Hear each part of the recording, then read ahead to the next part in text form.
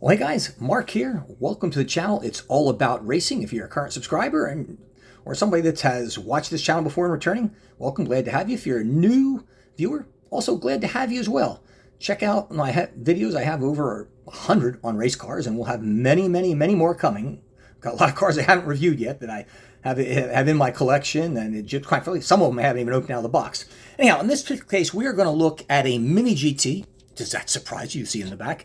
Corvette C8.R. This one built to GTE specs for the 24 Hours of Le Mans. In fact, this one competed in the 24 Hours of Le Mans and was second place, as you can see if you take a look at the box that they have right there.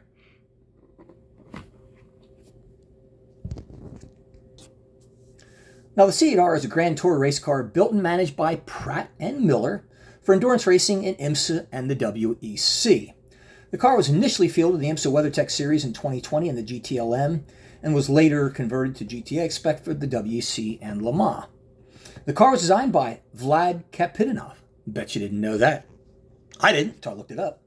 The chassis is aluminum monocoque. That's no surprise. The engine is a mid-mounted LT6.R 5.5 liter naturally aspirated V8, and the transmission is an X-Track P529 5-speed sequential manual. The car is capable of 500 horsepower at 7,400 RPMs. Its debut was the 2020 24 Hours of Daytona. I have that particular car in the Mini GT collection as well. You will be seeing that soon. As of 2023, and we are in October now of 2023, it has competed in 57 races with 22 wins. The IMSA season is over, but the WEC is still ongoing. There's one more round, which is going to be held in Bahrain, the Bahrain 8-hour. And it has competed in 57 races with 22 wins. It has won the Constructor Championship, the Teams Championship, and the Drivers' Championship twice, both in 2020 and 2021.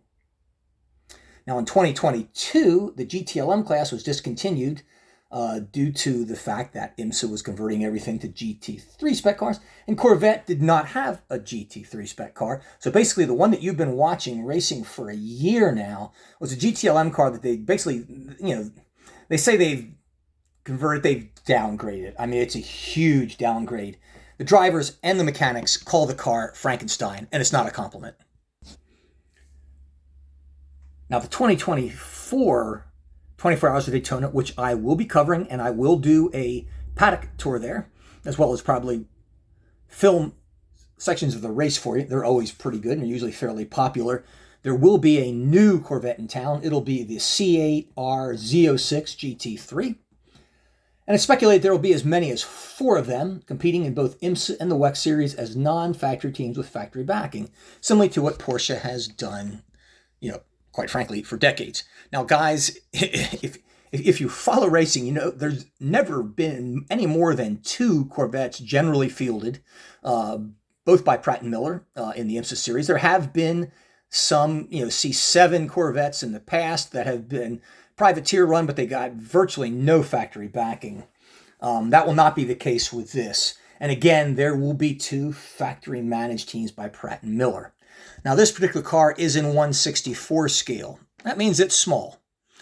It has really, quite frankly, there are no small parts that you can really damage on it. The mirrors are rubber, but attached very firmly. The rear wing also is attached pretty firm. These cars roll, so if you like a vehicle that rolls, well, you get it. And they're a good value for the money. These cars generally cost about $10, maybe 15 max. And if you buy it at a racetrack, it's probably going to cost you 20. And generally shipping will be $5 to $10, which quite frankly is kind of unreal, but it does cost a lot, believe it or not, to pack these things up and ship them. Particularly if you do it overseas. I know, because I have shipped some things to some fans of the channel, and it cost me a lot of money. Anyhow, that being said, it's a good car, and it's a good value for the money. It is lacking in details. You're not going to find dainty things such as tow hooks here, antennas, pitot tubes, none of that stuff that you find on TSMs, like their 143 scale cars. And TSM, by the way, true scale miniatures owns Mini GT. They just have two separate lines, the Mini GT for 164 and the TSM line for 143. And I believe their 118 cars are all under a different name as well. I'm just drawing a blank on what they call them. Anyhow, that being said, this is that 164 scale car. Now, the drivers for this car are the same as the number 3 car in the IMSA series. That is Antonio Garcia, Jordan Taylor, and Jordan will be leaving us, unfortunately, next year to drive for his father's team again, Wayne Taylor Racing, and best wishes to you, Jordan. And Nicky Catsburg, basically the same drivers as the number 3 team combination that runs the number 3 car in IMSA, quite the number 63 car. Now, from the back of the car, it looks good. You know, you've got the rear diffuser there, exhausts. You do have plastic inserted taillights, which some manufacturers, for example, like Sparky, don't do. And God, I can't figure out why. In 164 scale, that is. Not a whole lot to see as far as the engine bay. It is always covered. That is true in any scale. There's just nothing to see, unfortunately.